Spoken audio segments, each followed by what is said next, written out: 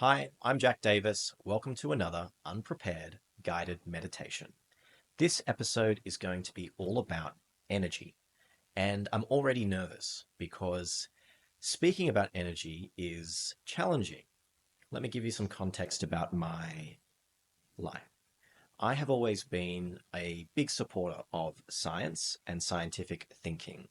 I've never been someone who was interested in chakras or crystal energies or vibration. However, over the course of my journey, let's say, I had some experiences that were triggered by substances that made me question whether or not the scientific reality that had been shared with me was the complete truth. I had a strong intuition that there was more to life than what I had been told by science. Long story short, maybe 3 years after I became open to meditation and awareness, and even the concept of enlightenment that someone like, Buddha would have embodied, then I started to open up to this stuff. But I want to be very clear, it didn't happen overnight, and I was never someone with a natural makeup to take this stuff seriously. So, with that in mind, there are a lot of objects behind me. Now, if you are a materialist, so if you believe that the Big Bang is how the universe was created and ultimately everything can be broken down into matter, material, then all that stuff is the same. It's just a different makeup of that matter that creates a guitar as opposed to a trumpet, as opposed to a singing bowl, as opposed to a crystal. And you're not going to be very compelled by this concept of energy because you don't believe energy is real, because it's not something that we can see with a microscope. And I'm going to leave you with that for a moment because that is the point. A microscope looks very closely at the physical nature of things. There's a table in front of me and I can give it a whack. It's obviously physical in its appearance. I can't put my hand through it. It's physical.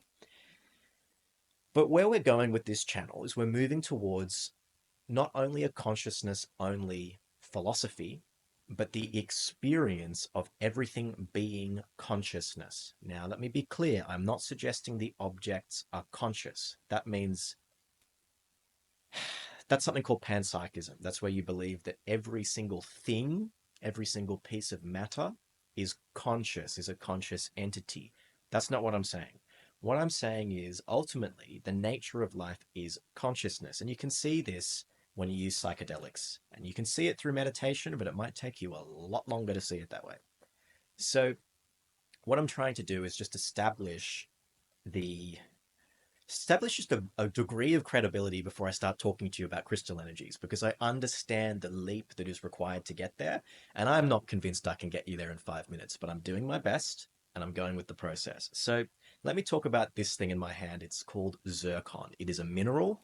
It's also called a crystal. Now, I wonder scientifically which it is, and I could just Google it, but I think it's a mineral and it's a crystal. Now, zircon is much cheaper than diamond. And you can actually make diamond rings, it's not technically diamond, from zircon. And it's much more sustainable and it's much cheaper because, diamonds are rare and we have to mine them. And there are some ethical considerations as to how we mine them and who's had access to them in the past. Whereas zircon is reasonably plentiful. And my understanding is it's been part of Earth for 4.4 billion years. So zircon is 4.4 billion years old. It's pretty old. Now, some of the other crystals, just bear with me, I'm going to use the word crystal for a moment, they're not as old. Some of the other crystals, technically they're not crystals at that point, don't even come from Earth. They're called tektites, and they've actually come from the impact of a meteorite or something like that from outer space, and then it's created a very special substance that doesn't have the same history. And this is where I'm going with this. Things are all you can reduce things to a physical level, right? Anything, because the universe appears physical and there's always going to be that sort of Newtonian physics level of reality. but not everything that seems physical has the same history. Okay. So the next thing I'm going to bring in is a tree.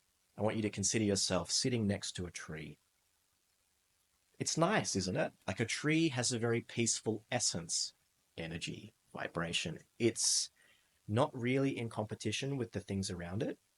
It's, if anything, quite a support for the things around it. We know it helps us, you know, cleanse our air, for instance. The streets that are polluted, if you chucked a bunch of trees on them, they'd be a lot nicer, not just energetically, but because something's actually being exchanged between how the tree lives and functions and then how it responds to the air. You can see I need to do a bit more high school science so I can really get that one down clearly, but you understand my point. Now, even a bunch of trees in a rainforest, they all are trying to seek the sun, but they're not trying to seek the sun in a way that diminishes the chance of another tree to seek the sun. There might be a degree of something that looks like competition or compromise, as all of these leaves from different trees need to try and access the sun so that they can photosynthesize, but they're not violent.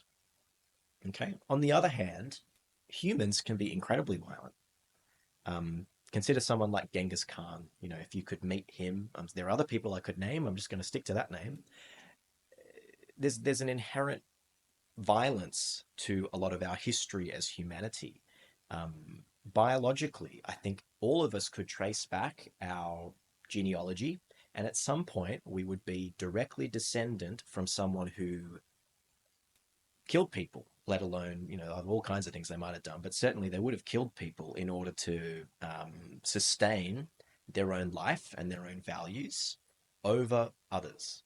So you can see that while we can reduce a tree to its physical nature and its biological nature, and we can reduce a human being like Genghis Khan to their physical nature and their biological nature, there's a different energy to them. It's a different consciousness. And I'm not saying that this little rock, stone, crystal, mineral is conscious. It's not. But it has a different energy to it. It has a different history to it. And this one is really, really, really old and very much linked to the creation of Earth in terms of that, you know, physical, raw, geological history.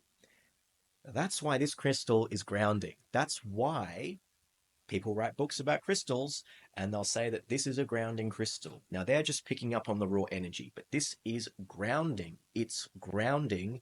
It's 4.4 billion years old. It's connected to the history of Earth. Whereas we're going for it. I'm trusting the flow here. This guy isn't, but I actually wanted to talk about this one. This is a tektite. This is moldavite. And if you're interested in crystals and you want to start somewhere, moldavite is where you should start, because if you don't sense this stuff and you think that it's not real, moldavite is one of the easiest ones to actually sense energetically. Now, this one was created by a meteorite. I might chuck in a close-up on B-roll. It's green, and it was created by the impact of a meteorite landing on the surface of planet Earth many millions of years ago. I'll have to look up for the information on that one. And you can see that I mean, the thought coming in my mind is it's alien in nature. I'm not saying it was created by aliens or ETs. It's just literally not from Earth.